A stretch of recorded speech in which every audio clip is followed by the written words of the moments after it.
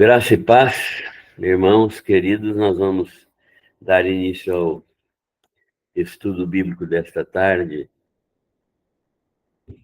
agora no capítulo 7 de Hebreus.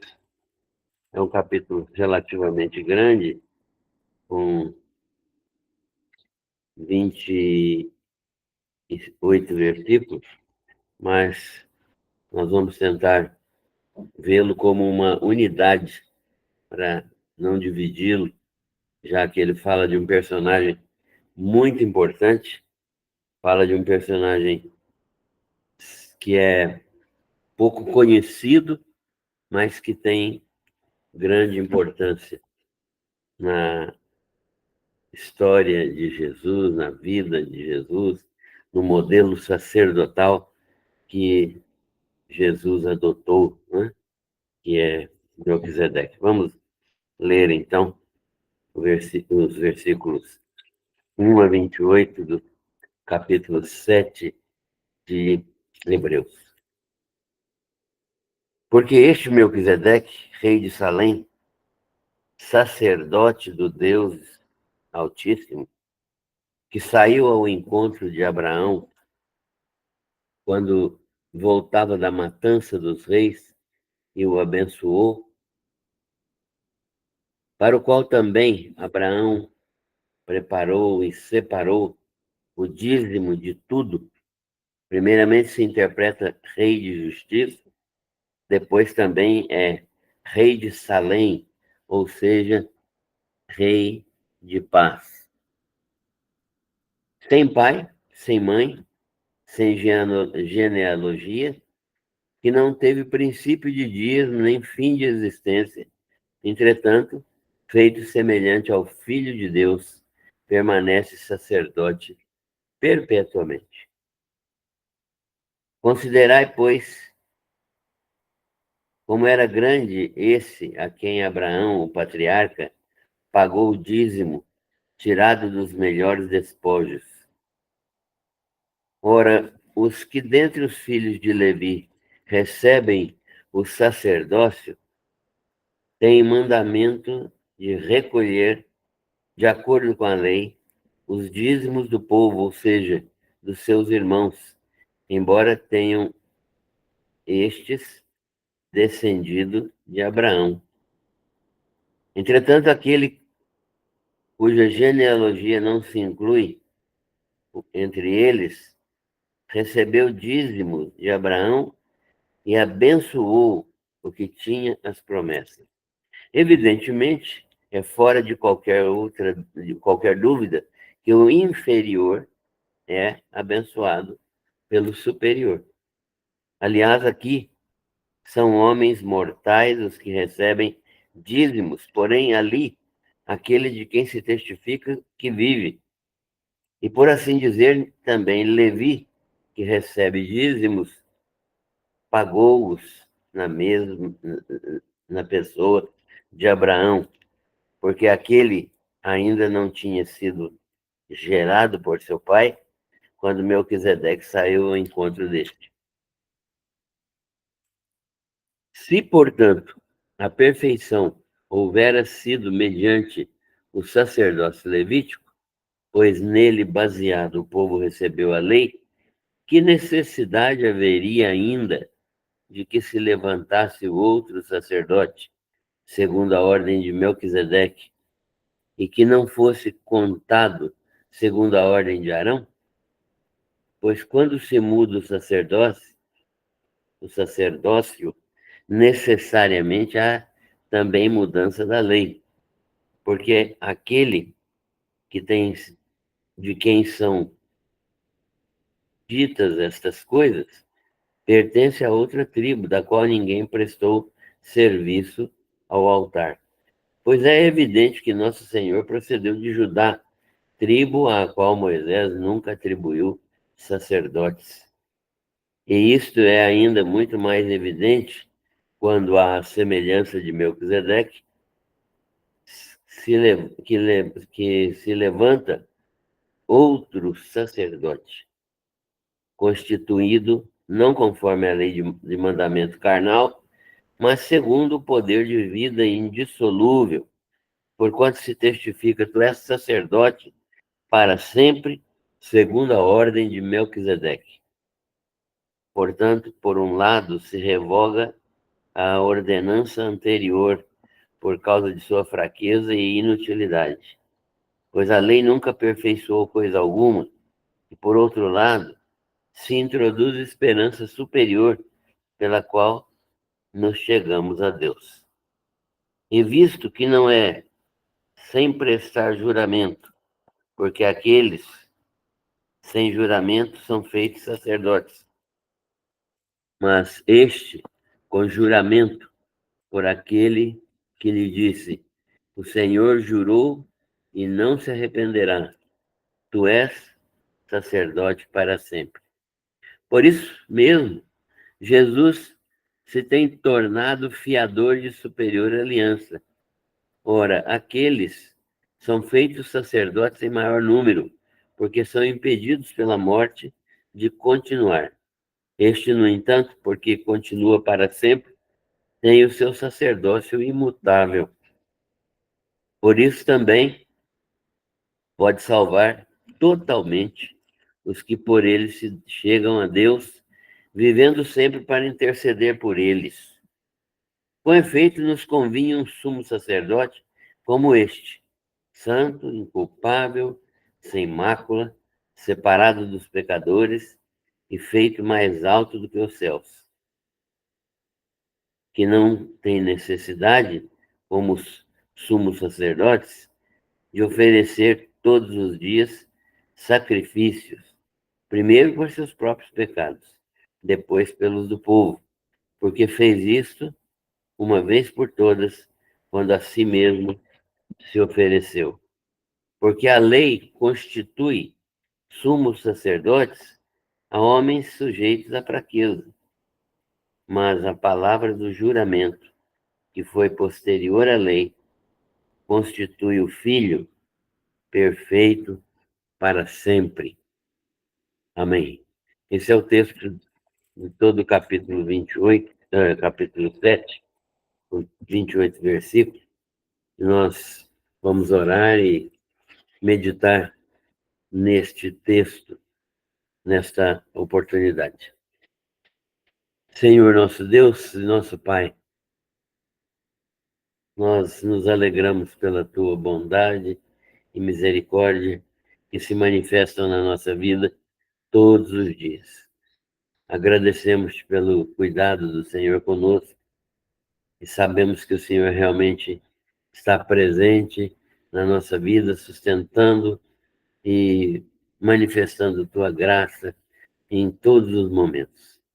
Louvado seja o teu nome por todas as tuas bênçãos e pelas oportunidades que o Senhor nos tem dado de experimentar a tua direção, a tua companhia, a tua proteção na nossa vida.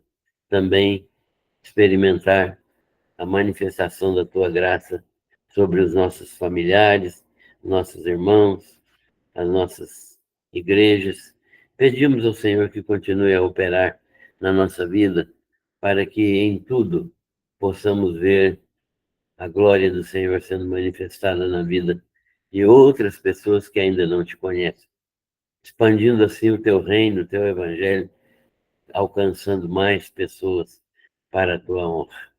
Nós louvamos o teu nome por este tempo que vamos passar estudando a carta aos Hebreus e pedimos que o Senhor nos dê compreensão e entendimento de tudo que está escrito aqui. Nós oramos agradecendo por tudo em nome de Jesus. Amém. Muito bem. Deus é um Deus sábio, soberano, um Deus maravilhoso e eterno. E este texto que nós acabamos de ver é um texto que demonstra que Deus nunca ficou sem ser cultuado. Nunca.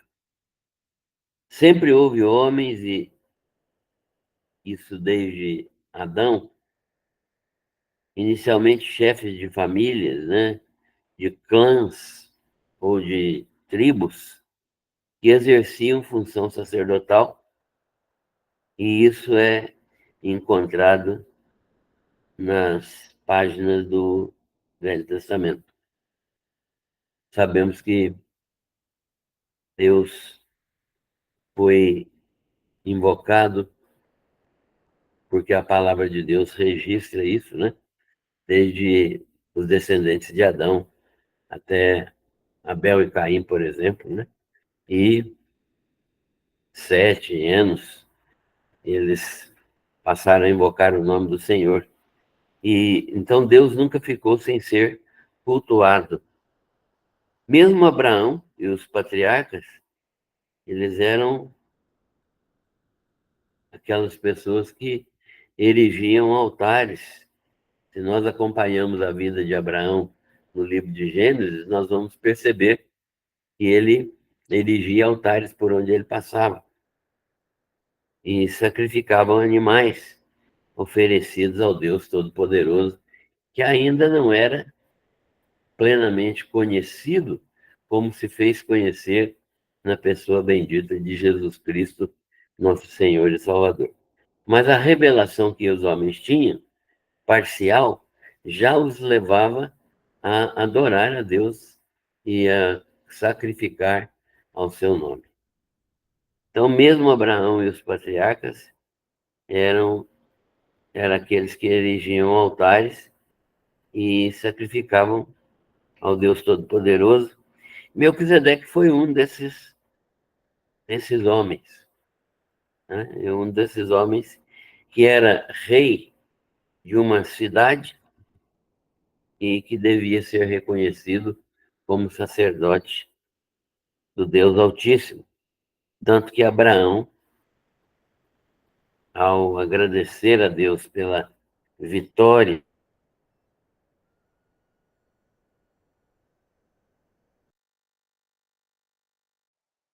porque a Bíblia conta, nos revela que Ló foi preso e levado cativo por uma confederação de 5 reis.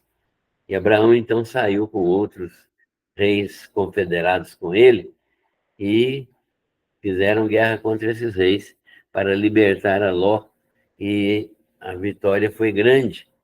E Abraão então permitiu que os despojos fossem divididos, né?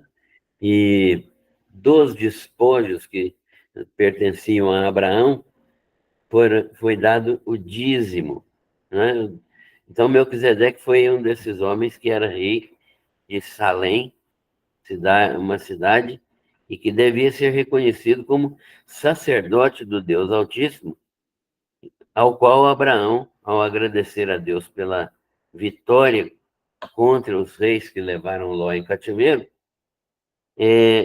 eles entregou, ele entregou o dízimo de tudo que havia sido tomado como despojo na batalha.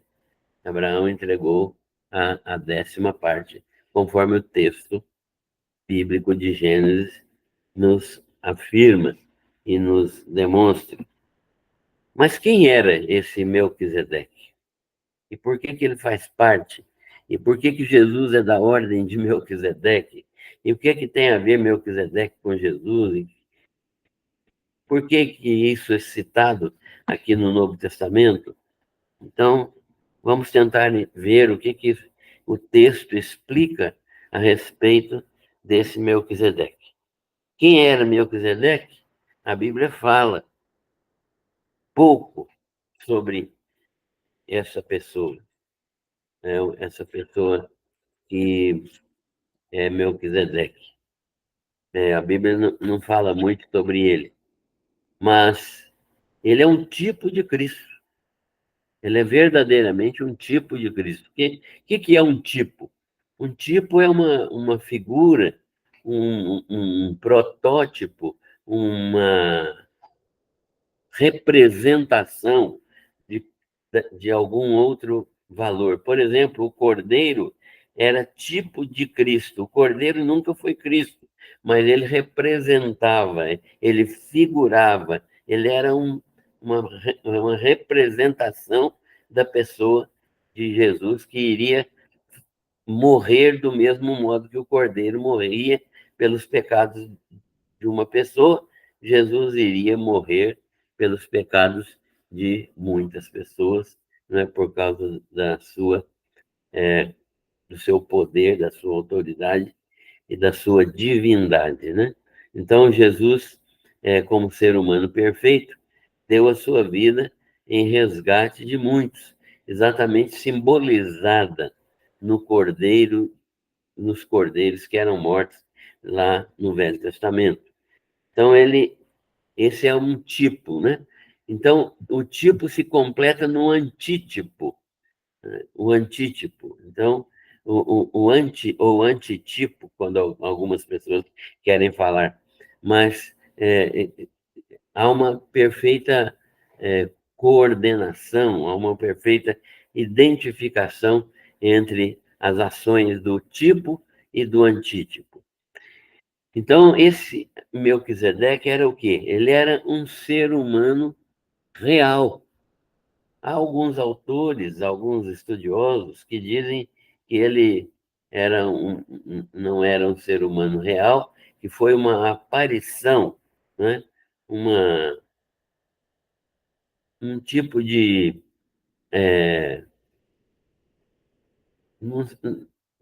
Uma aparição no sentido de que não era verdadeiramente, não era carne e osso realmente, né? Era como como se fosse uma, só uma aparição, uma pessoa que não era real, mas estava aparentando ser real, né? Como se fosse uma assombração, né? Os discípulos de Jesus tiveram essa ideia quando viram-no caminhando sobre as águas, né? Lá no mar de Genezaré, quando ele caminhou sobre as águas e eles acharam que era um fantasma, né? Então é como se fosse aquilo ali, mas então ele, esse Melquisedeque, para alguns tem essa aparência, né? É uma aparência docetista, aparenta que seja ser humano, mas na verdade não é só meramente uma figura angelical ou um espírito que aparece na forma de corpo. Ele era, na verdade, um ser humano real, um ser humano que era um homem que exerceu um papel social, um papel político e um papel religioso. Ele era rei de uma cidade, rei de justiça, rei de paz, e era um homem que era sacerdote do Deus Altíssimo. Então, nós vemos aqui, né, três funções que não podem ser desempenhadas por alguém que não é, alguém que não existe. Ele tinha relacionamentos na sua vida, relacionamentos sociais na tribo que ele comandava. Ele era um homem, então, que exerceu esse papel social, político e religioso. Mas também ele era sacerdote do Deus Altíssimo. Sacerdote do Deus Altíssimo. Agora, como nós sabemos disso? Ele saiu ao encontro de Abraão e ele abençoou Abraão em nome do Deus Altíssimo. Então, nós vemos que verdadeiramente Melquisedeque era alguém que exercia um ministério dado pelo próprio Deus, né? Ele era sacerdote do Deus Altíssimo.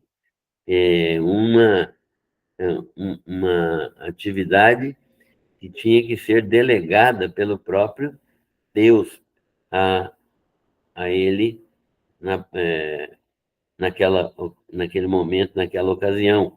Então, Melquisedeque era sacerdote desse Deus, saindo ao encontro de Abraão, abençoou em nome de Deus. Exatamente a função sacerdotal, que é estar intermediando as relações entre Deus e os homens, né? Essa relação sacerdotal existiu no tempo da lei por meio dos sumos sacerdotes e dos sacerdotes que se revezavam nos cultos, no templo e no tabernáculo. O texto de Hebreus demonstra ser Melquisedeque, primeiramente, rei de justiça e também rei de paz, ou rei de Salém. Salém é uma palavra derivada da raiz hebraica shalom, que significa paz.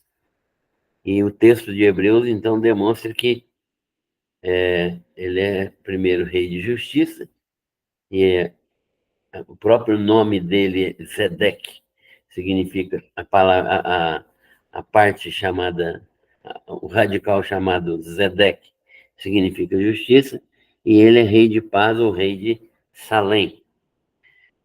E sua ordem ministerial não é conhecida. Sua ordem ministerial não é revelada na Bíblia, né? Assim como sua origem. A Bíblia não revela a sua origem. Não quer dizer que ele não teve pai nem mãe, né? Que ele foi gerado por geração espontânea. Não. Claro que ele teve pai e mãe. Ele era uma pessoa descendente de homem e mulher, com certeza. E o fato de estar escrito sem pai e sem mãe, sem pai e sem mãe conhecidos, né? Ninguém sabe. Não foi do interesse de Deus, nem do interesse de Moisés, ao escrever o livro, de falar qualquer coisa maior sobre Melquisedeque. Não houve interesse de Deus nesse sentido, de trazer qualquer informação a mais sobre Melquisedeque.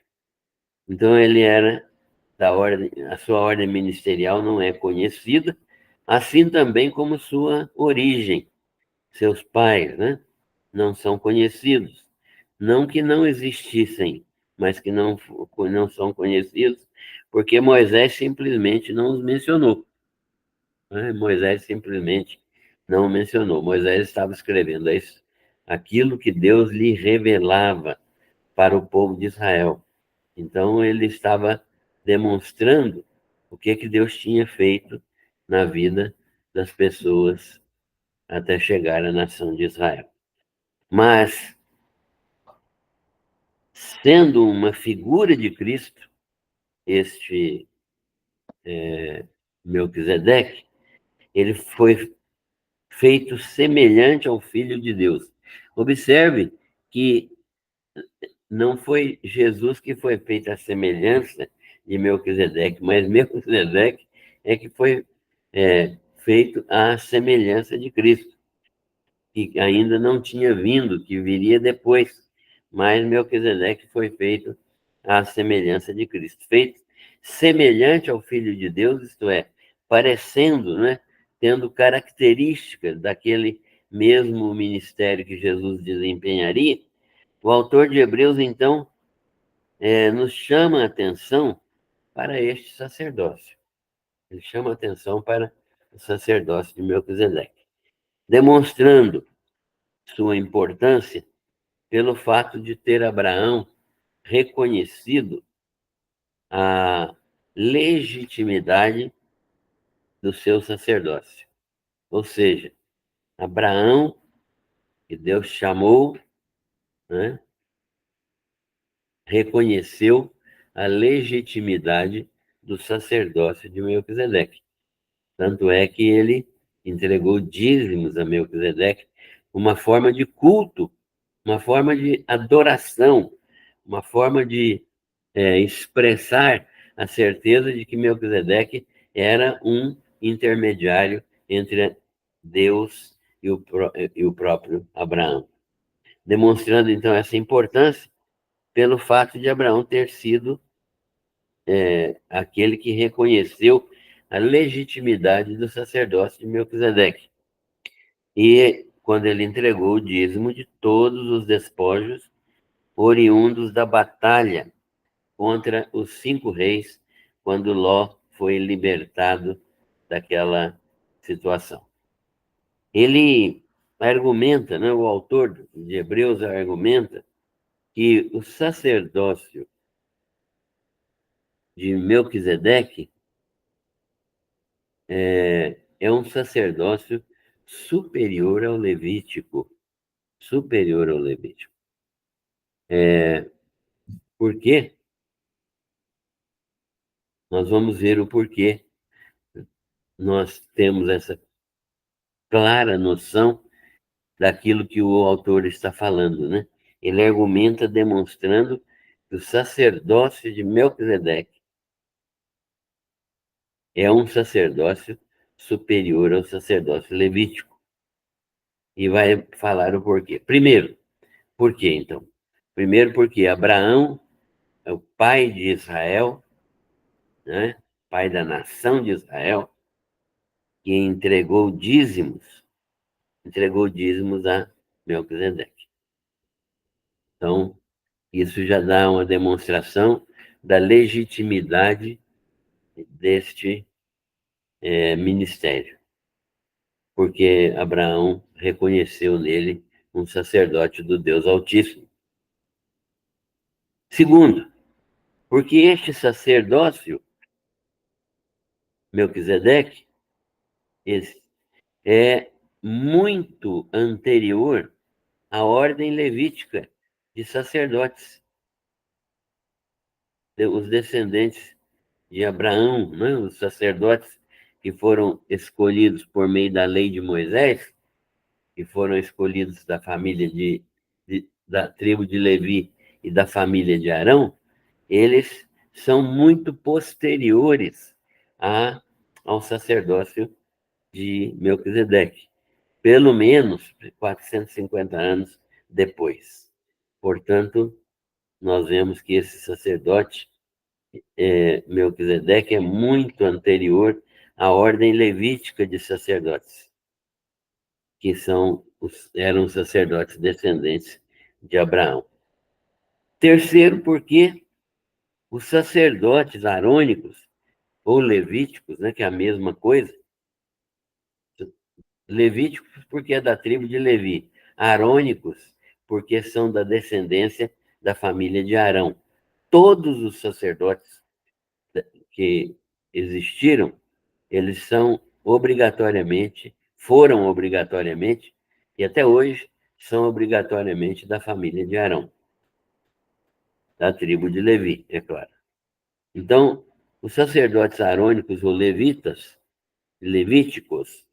têm ordem, segundo a lei, né, segundo o mandamento, de tomar dízimos do povo, mesmo sendo descendência de Abraão.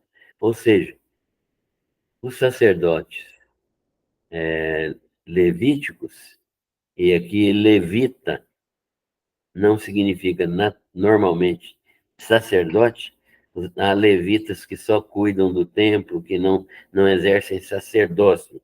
São levitas aqueles que trabalham no tempo do tabernáculo, que transportavam o tabernáculo, que cuidavam do tabernáculo, que restauravam o tabernáculo, que transportavam de um lugar para outro e montavam e desmontavam o tabernáculo.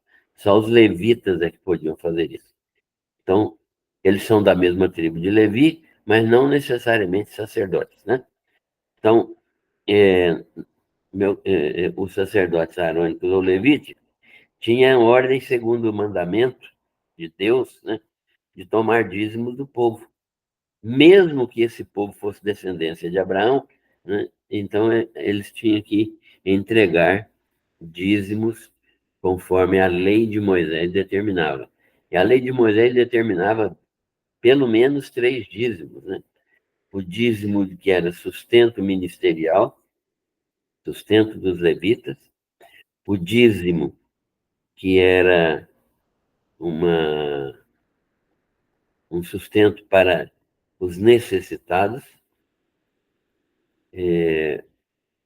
e um outro dízimo que era para viúvas, pobres, estrangeiros, e que periodicamente era recolhido para ajudar nessa obra social, que o dízimo tinha essa função social também. Então, deste modo, nós vemos que o povo sendo descendência de Abraão, eles tinham que entregar dízimo por causa da lei. Melquisedeque, portanto, em quarto lugar, né, por quê? Porque Melquisedeque, que não tem relação de ascendência ou de descendência com Levi ou Abraão, recebeu dízimos de Abraão. Deste modo, o maior, né, é abençoador do menor, é aquele que abençoa o menor. Então, mostrando a superioridade de Melquisedeque sobre o próprio Abraão. Abraão reconheceu o ministério de Melquisedeque, né? Então, Melquisedeque ele não tinha ascendência ou descendência levítica, né? Não tinha relação com Levi ou Abraão, eles não eram parentes de sangue, ele recebeu dízimos de Abraão.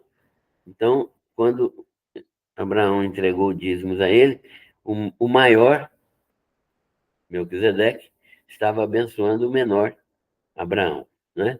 Isso a Bíblia nos mostra. E o texto de Hebreus também nos mostra isso, né? E um outro porquê, por que o sacerdócio de Melquisedeque é superior ao levítico, é que, por meio do ascendente Abraão, os levitas pagaram dízimos também a Melquisedeque. É interessante esse argumento, porque o autor fala que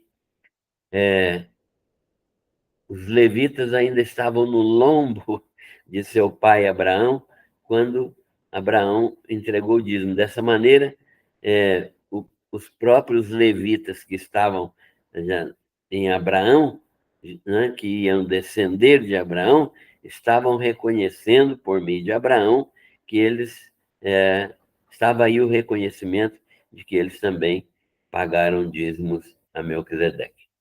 Então, é um argumento que o autor de Hebreus usa, né, inspirado pelo Espírito Santo. Então, por meio do ascendente, que é Abraão, os próprios levitas dizimaram, né, pagaram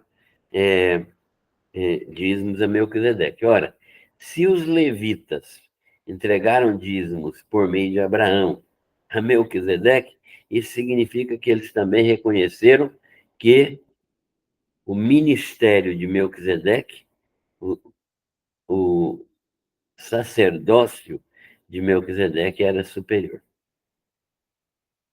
Entretanto, a lei dada a Moisés, que estabeleceu o sacerdócio levítico e por ordem de Deus da família de Arão, não pode aperfeiçoar os que os que praticavam a lei. Os que praticavam a lei não podem ser aperfeiçoados pela lei, ou seja, os que praticavam a lei não poderiam ser santificados, perdoados pela lei. Por quê? Porque eles não podiam ser aperfeiçoados, porque a lei não consegue aperfeiçoar nada. Ela apenas demonstra a necessidade de de um aperfeiçoador, de um resgatador, de um provedor de justiça, que é o próprio Jesus, demonstrando então a necessidade de um novo concerto, já que esse concerto levítico não pode produzir o que era necessário, que é o perdão completo de pecados e a regeneração do pecador, então é necessário um novo concerto, ou um pacto novo, né? E também um novo sacerdócio, porque mudando-se o pacto, mudando a aliança que Deus fez, quando Deus mudou essa aliança, mudou também o sistema legal. O sistema legal que Moisés escreveu servia a esse pacto da lei. Mas o pacto novo que saiu, que veio com Jesus, precisa de uma nova roupagem. O novo sacerdócio exige um outro concerto, uma outra aliança, não mais a aliança da lei, né? Mas uma aliança que permita verdadeiramente que nós recebamos e que o povo de Israel recebesse pela graça as manifestações do amor de Deus. Então, essas razões foram dadas para que a superioridade do pacto de Melquisedeque, do sacerdócio de Melquisedeque, fosse devidamente demonstrada. Então, Deus estabeleceu um novo sacerdócio segundo a ordem de Melquisedeque. Segundo a ordem de Melquisedeque. Vemos então o quê? O que nós estamos vendo aqui? Primeiro, vendo que Melquisedeque era um tipo de Cristo, com toda certeza. Um tipo de Cristo. Um homem, rei de justiça e de paz, um sacerdote do Deus Altíssimo, um profeta, pois falava em nome de Deus, a palavra de Deus, dada a ele diretamente, né? A palavra de Deus foi dada a Melquisedeque diretamente. Claro que isso não é uma coisa revelada explicitamente na Bíblia, mas a gente pode deduzir porque como é que esse homem poderia exercer o ministério sacerdotal sem ouvir Deus falar com ele? Então, esse sacerdote do Deus Altíssimo era um profeta, mas falava em nome de Deus, mas também recebia palavra de Deus dada diretamente a ele. E a ordem sacerdotal de Melquisedeque parece ter sido e instituída pelo próprio Deus. Parece que verdadeiramente foi o próprio Deus quem estabeleceu essa ordem de Melquisedeque, pelo que o texto nos fala. E outra coisa que é importante aqui é que Jesus jamais poderia ter sido sacerdote segundo a lei levítica. Por que Jesus não poderia ter sido sacerdote segundo a lei levítica, a lei mosaica? Porque os sacerdotes da, da lei mosaica, do pacto das obras, era obrigatoriamente da tribo de Levi. Foi Deus que estabeleceu isso. Ele mandou que Moisés não contasse a tribo de Levi como parte integrante do povo de Israel, porque essa tribo era dele, que eles nem herança tinham, nem herança tinham. Não houve divisão de terras para a tribo de Levi, porque eles eram possessão de Deus. Então, Jesus jamais poderia ter sido sacerdote, segundo essa lei levítica, exatamente pelo fato de ele não ser descendente de Levi, ele era descendente de Judá. E ele não era da família de Arão, portanto, que dentro da família de Levi, da tribo de Levi, ainda tinha a família de Arão, de onde saíram todos os sacerdotes. Portanto, Jesus só podia ser sumo sacerdote segundo a ordem de Melquisedeque. Rei de justiça, rei de paz, sacerdote eterno. E nós encontramos isso no Salmo 110, né? No versículo 4, quando ele diz: Tu és sacerdote eternamente, segundo a ordem de Melquisedeque. Para quem que está sendo falada esta expressão, está sendo usada essa expressão do Salmo? Como Jesus disse, os salmos são profecias a respeito de Jesus. Às vezes nós entendemos salmos e nós estamos estudando Salmos às sextas-feiras nas casas, nós entendemos Salmos apenas como linguagem devocional para nós, né?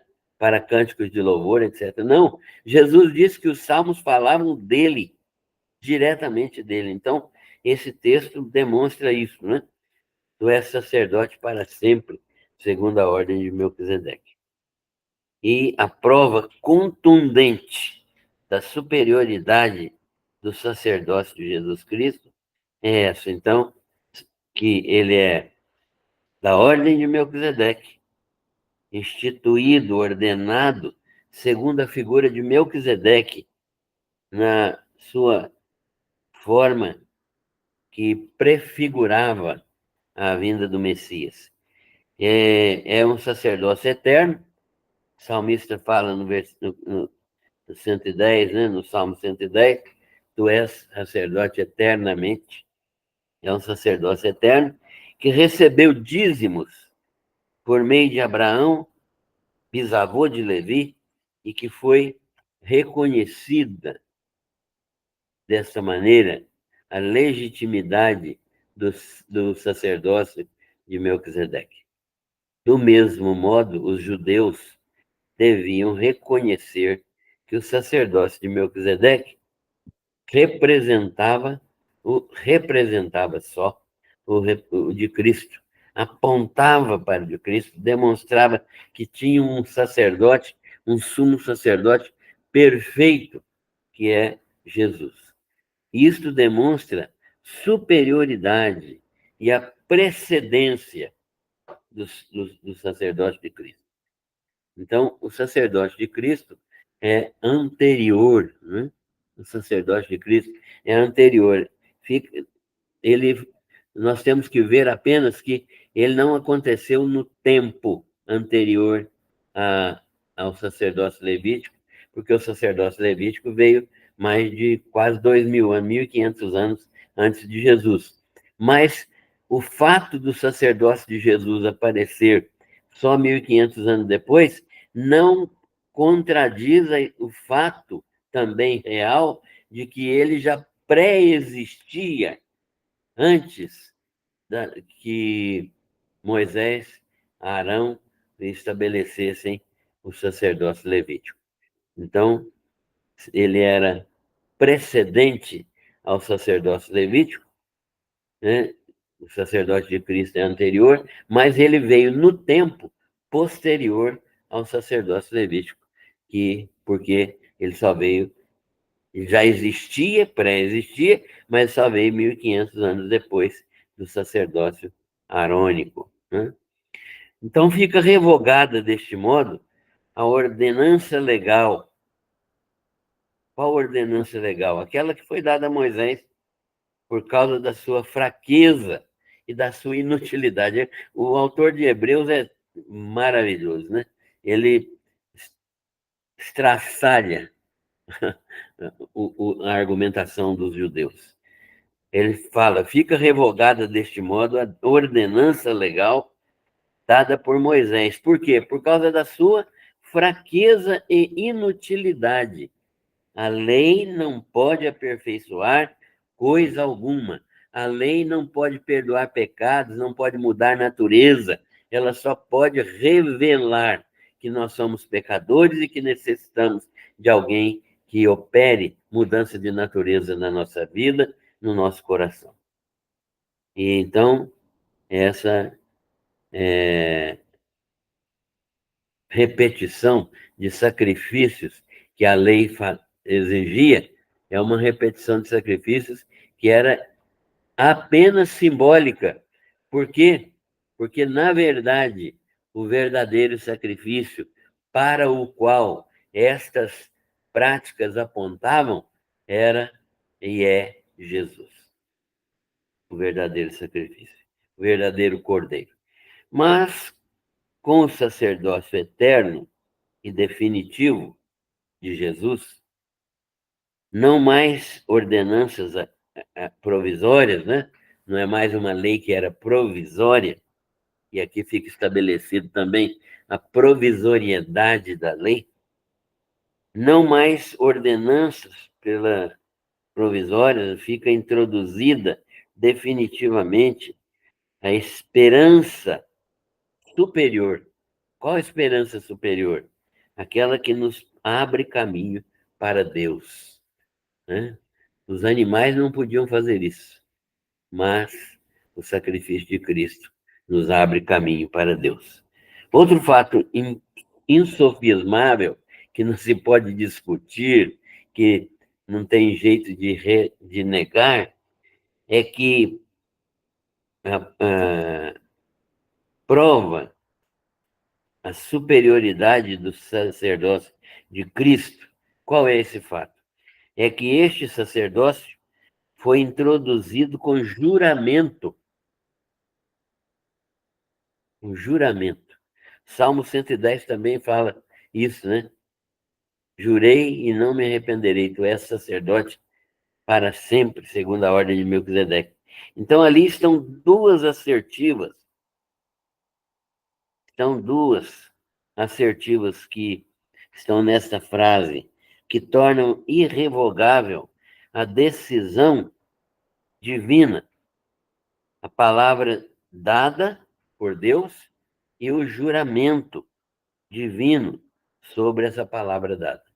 Então Deus não se contentou apenas em dar a sua palavra, mas ele jurou por si mesmo que daria esse sumo sacerdote e que ele seria da ordem de Melquisedeque. Então, essa palavra nos demonstra a superioridade do sacerdócio de Cristo. Isto manifesta a absoluta satisfação de Deus. Olha que coisa maravilhosa. Como Deus se satisfez, a absoluta satisfação de Deus com este sacerdócio. Este sacerdócio, portanto, é um sacerdócio perfeito que satisfaz a justiça de Deus. Deus se dá por plenamente satisfeito por este ministério. E Jesus Cristo tem se tornado o fiador, o garantidor desta aliança superior. Então, Deus faz uma aliança agora com o seu povo e com todos aqueles que descendem de Abraão pela fé. Não só os judeus que são descendentes físicos de Abraão, né? Descendentes genéticos de Abraão, mas aqueles que pela fé são também descendentes espirituais de Abraão.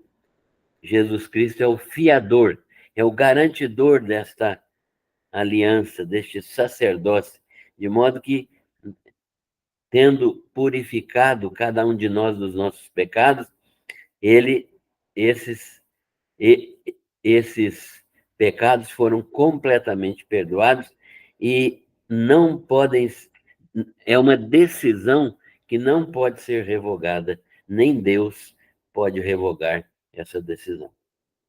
E isso demonstra a superioridade dessa aliança. Então, eu fico preocupado quando eu vejo alguém falar, como nós vimos na sexta-feira passada, no sábado passado, sobre perda de salvação.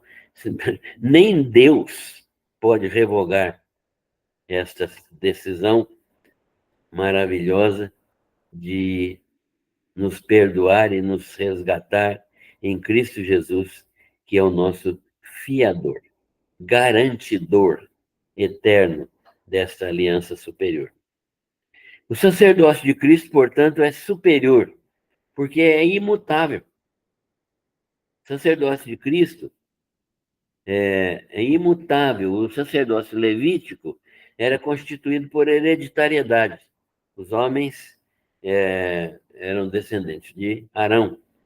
E homens que morriam, homens mortais, cujas funções terminavam com a morte, né? Quando esse sacerdote morria, ele deixava de ser sacerdote.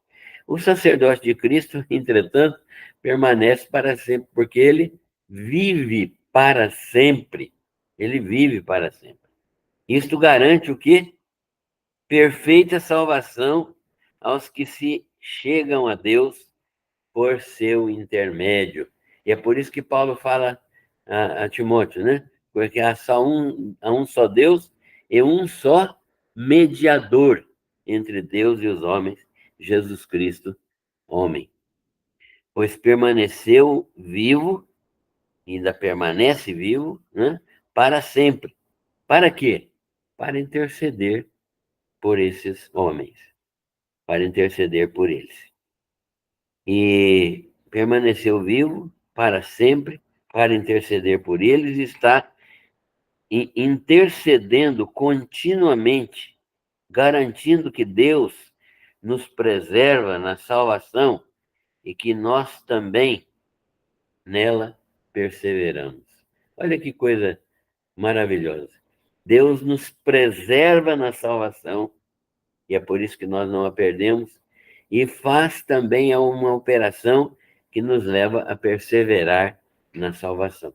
Então, tanto Deus nos preserva, como o crente persevera, quando isso acontece com uma pessoa que é verdadeiramente crente no Senhor Jesus. E aqui está mais um dado da segurança de salvação. Este é o sumo sacerdote, Jesus, que nos convinha. Né? Paulo está falando, o autor da carta aos Hebreus está falando isso aos judeus cristãos que estão lá meio desanimados, né? Ele fala: este é o nosso sumo sacerdote, é o sacerdote que nos convinha, não aquele sumo sacerdote da antiga aliança, estes da antiga aliança, pecadores, mas aquele da nova aliança, Jesus, santo, inculpável, separado dos pecadores, feito, estabelecido perpetuamente, né, mais alto do que os céus. Esse é o nosso sumo sacerdote, mais alto do que o próprio céu. Por isso ele não tem necessidade de oferecer interminavelmente, dia após dia, sacrifícios. Não há necessidade disso, né? Ele não tem necessidade de fazer isso, esse sacrifício, nem por si mesmo, conforme o sacerdote levítico tinha que fazer. Ele oferecia um animal por si mesmo e pelo povo, porque Jesus não precisa de oferecer nada por si mesmo e pelos pecados do povo. Ele fez isso uma única vez, de maneira completa, de uma vez por todas. Então ele pode oferecer como sacrifício perfeito uma oferta de si mesmo, né? Ele pode, ele pode oferecer-se como sacrifício perfeito, para não ser repetido, né? Aliás, aqui tem uma coisa importante. Os católicos entendem que a missa é a repetição diária do sacrifício de Cristo. É um absurdo, né? Mesmo que seja representativa, ela é absurda. Por quê? Porque Jesus Cristo morreu uma única vez, de maneira eficiente, definitiva, completa, cabal, de uma vez por todas, ao se oferecer como sacrifício perfeito, que foi a oferta de si mesmo, o Cordeiro de Deus, puro, imaculado, sem defeito, sem pecado, que tira o pecado do mundo. A lei mosaica, portanto, constituiu sacerdotes, homens sujeitos à fraqueza, homens pecadores. Mas a palavra do juramento da nova aliança, aquele juramento de Deus, da nova aliança, que foi posterior à lei do Sinai, mas que veio após a lei, sendo anterior à lei, porque era eterna, aquilo que eu já expliquei, né? Jesus é sacerdote eternamente, mas no tempo, isso foi concretizado no tempo da sua crucificação. Então, esse novo pacto, que é eterno, veio no tempo, veio acontecer no tempo, né, na perspectiva humana, veio acontecer depois de 1.500 anos da história de Moisés, né? Do tempo de Moisés. Então ele foi constituído sumo sacerdote para sempre, pelo próprio Deus, porque ele é o Filho que é o eterno propósito de Deus, é o Filho que, como sumo sacerdote, cumpre o eterno propósito de Deus.